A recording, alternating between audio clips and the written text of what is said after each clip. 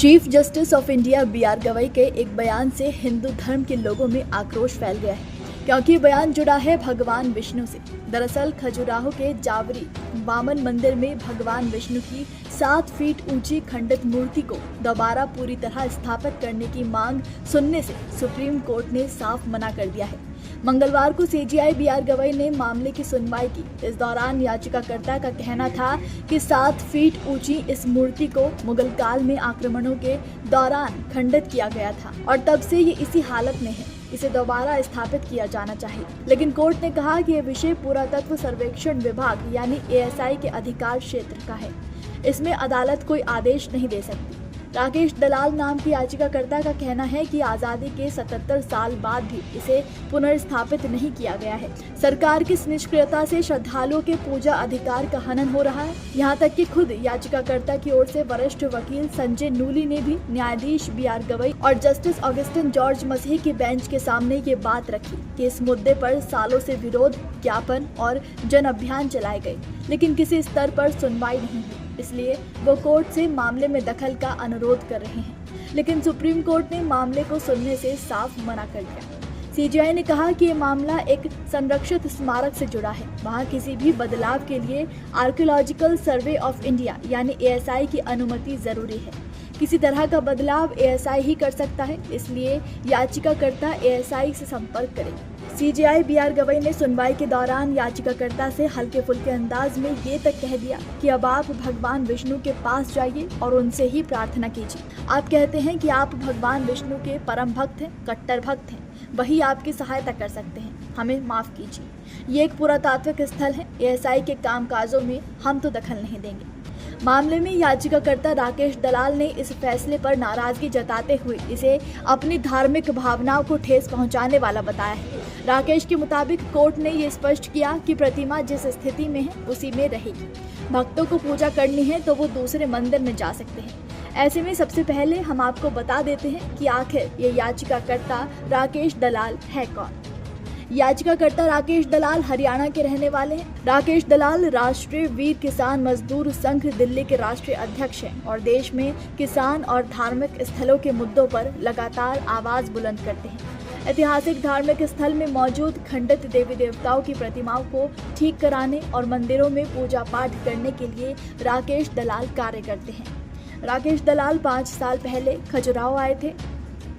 यहाँ भगवान विष्णु की खंडित प्रतिमा देखकर उसके सुधार में जुट गए। इसके लिए उन्होंने खजुराहो के वामन जवारी मंदिर के बाहर कई बार अनशन भी किया और धार्मिक अनुष्ठान भी किए, जिससे स्थानीय लोग जागरूक हुए।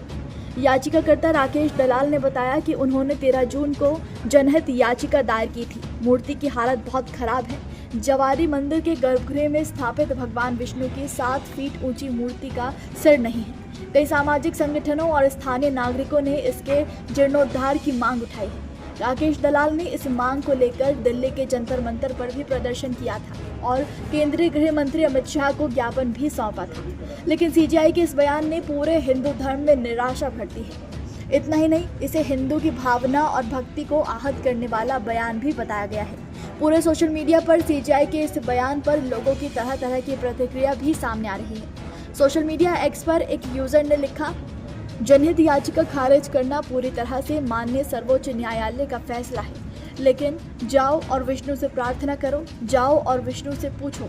अगर तुम्हें शिव से कोई आपत्ति नहीं है तो शिव से प्रार्थना कर लो।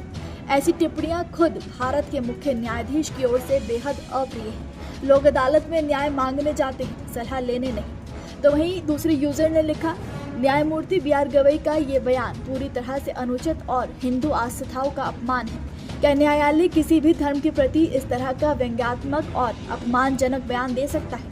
अगर ये बयान किसी अन्य धर्म के खिलाफ दिया गया होता तो क्या रिएक्शन होता?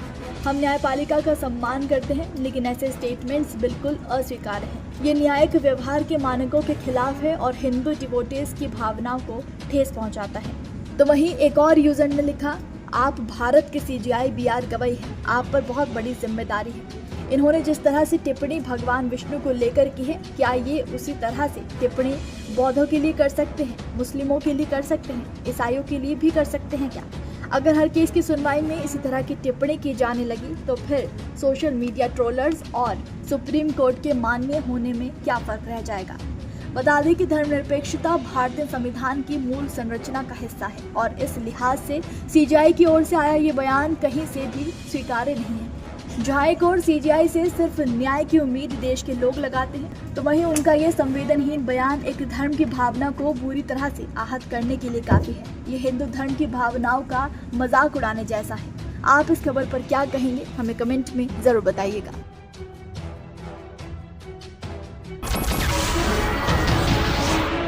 नमस्कार, मैं हूं मानक गुप्ता।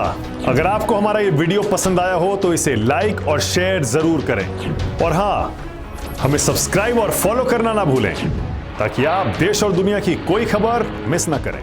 तो जुड़े रहिए हमारे साथ और देखते रहिए News 24।